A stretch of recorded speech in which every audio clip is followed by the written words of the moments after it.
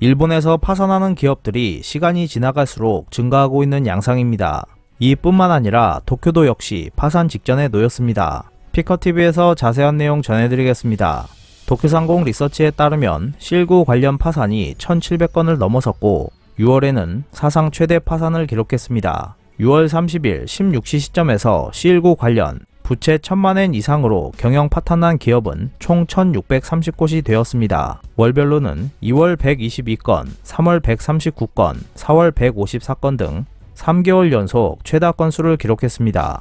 5월엔 124건으로 2021년 1월 이후 4개월 만에 하락하는 듯 했지만 6월엔 30일까지 155건으로 4월을 넘어 사상 최대치를 기록했습니다. 덧붙여서 도산 집계 대상에서 빠진 부채 1000만엔 미만의 소규모 도산은 총 87건이었고 그 결과 부채 1000만엔 미만을 포함한 C19 관련 파산은 총 1717건이 되었습니다.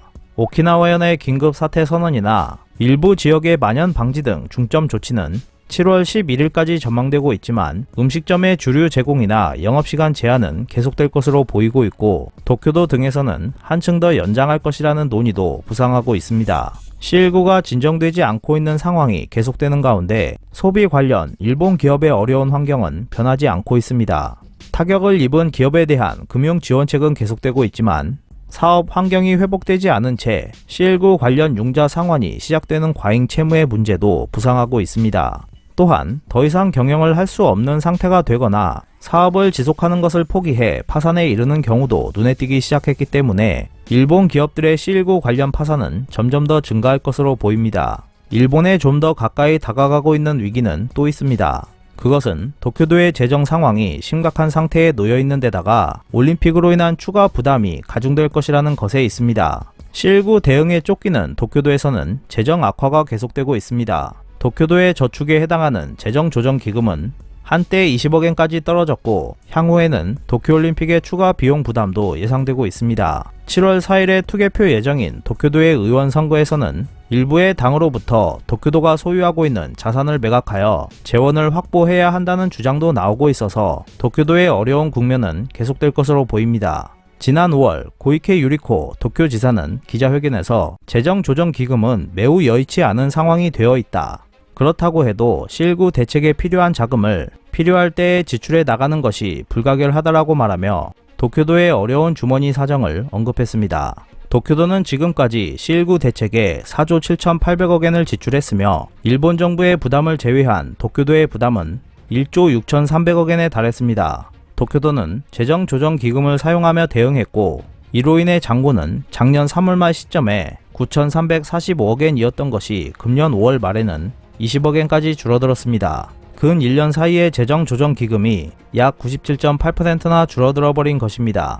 이는 도쿄도가 재정위기를 맞았던 1990년대 후반과 같은 수준입니다. 향후 도쿄도의 재정 상황을 가늠할 수 없는 것은 C19의 동향을 가늠할 수 없기 때문입니다. 음식점에 대한 영업시간 단축 요청 등이 계속되면 그만큼 지출이 늘어나게 될 것입니다. 도쿄도의 한 간부는 감염이 재확산하면 대책비는 한층 더 부풀어 오른다. 수습해도 중소기업 지원이나 산업진흥은 필요하다. 재정 지출은 당분간 계속될 것이다 라고 지적했습니다. 또한 경기 악화에 따른 도세 수입의 침체도 예상되고 있고 도쿄올림픽의 추가 비용 부담도 필요할 가능성이 높아지고 있습니다. 도쿄도는 이미 대회 경비에 1조 4,500억엔을 투자했지만 관람객 수의 상한선을 둘 방침이 정해짐에 따라 약 900억엔의 티켓 수입이 줄어들 것으로 예상돼 도쿄도에 추가 부담이 생길 전망입니다. 도쿄도가 경기장으로 정비한 6개 시설 중 아리아케 아레나 이외에는 연간 유지비가 적자가 될 전망이어서 올림픽 이후 지출도 도쿄도의 재정을 압박할 것으로 보입니다.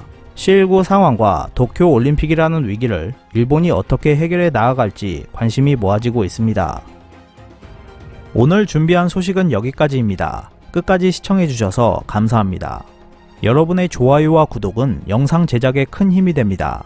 앞으로도 피커TV에 많은 관심 부탁드리겠습니다. 오늘도 즐겁고 멋진 하루 보내세요. 다음 영상에서 뵙겠습니다.